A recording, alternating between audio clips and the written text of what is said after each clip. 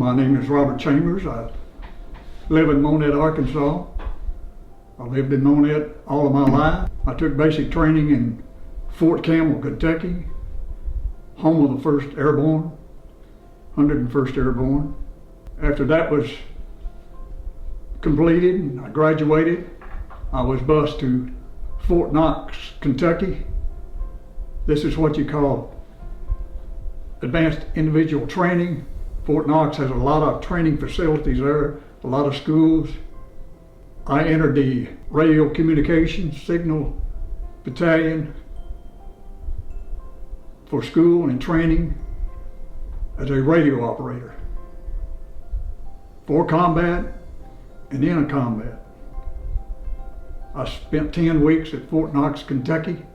Then I quickly bussed out to and came home for a while and then flew to Germany for my primary service. My company headquarters in Germany was Munich, but my permanent station was in a rural area between Augsburg and Landsberg. Landsberg, if you remember in history, was where Hitler spent a lot of time. In fact, he spent time in jail. In my place of working there, we would go out in the field several times a year. I was attached to a missile detachment. And the units, American troops there would 24/7 alertness every day. They would guard those missiles. And also the Germans were there when we were convoyed out to the field. Missile detachment units would set up with the Germans. They would be they would be down in the gully. The signal units would be up on a ridge or a nearby area undercover, keeping in contact with all the signal units over Germany. There were several units throughout Germany. We would be in communication in case there was an actual attack or a distress of anything or a threat to Americans. They would attach a warhead. And the Americans had a key and the Germans had a key to that missile.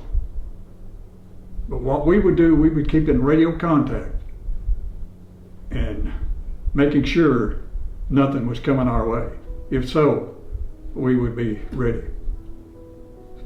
Now, back at my base, little town called Swabstadel, don't ask me to spell that. The little town called Swabstadel was where I was stationed at. It was an old German base, but in pretty good condition. So we also stayed there on the base with the Germans and got along well, good agreement among us all. And what we'd do at the base station, every hour, on the hour, every day, what we called Eagle Farm was a place where all what we called the big brass were at. They would send out a message, ordering us out to the field. And then we'd join in convoy with the Germans out on the road somewhere and go to where we're designated to go. There was 12 of us came out of Fort Knox. We were the only 12 that was deployed to Germany. On that trip, they would get off at different places of where they're stationed at. When they would call, we had to authenticate a certain group of letters. If you gave the wrong authentication, that was telling us that your place is under distress, or it's under attack, or you're in hostage. If you did not call them back in a certain amount of time, everything would come in on her. I'm talking airborne, tank squads, ground troops, and all that. So If you fell asleep, you would be responsible for contacting to have that stopped immediately. So there's always a ready alertness over there all the time. Because Swabstadel was a place, it was a holdover for Vietnam.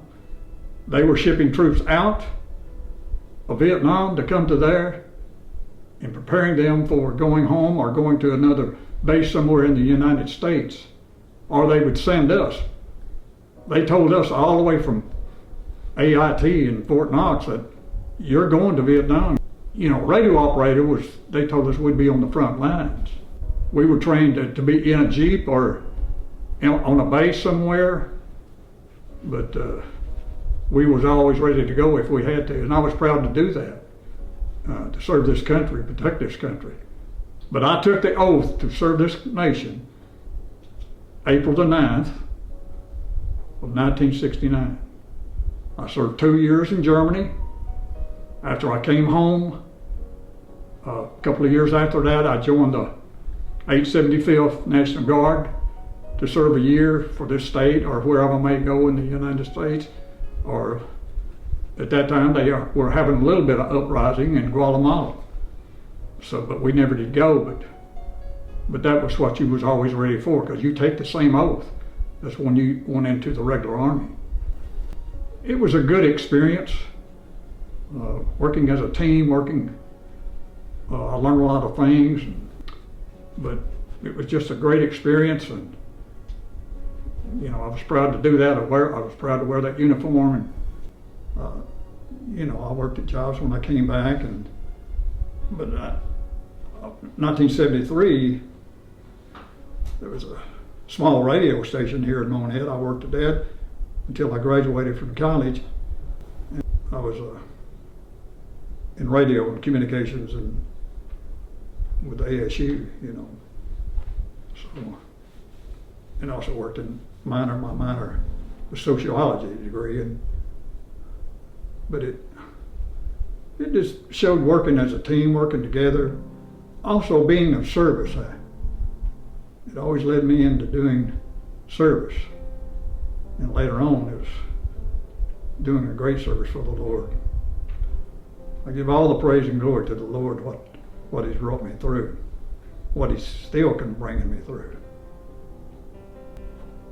He's always been with me, and it just made me a better person. You know, life is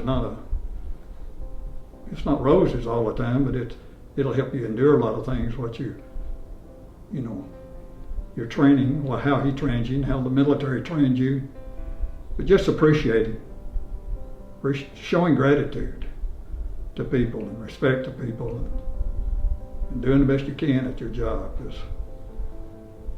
So it's helped me. Have a plan for your life. Let the Lord be a part of that plan. Let Him use you. He'll select you a position.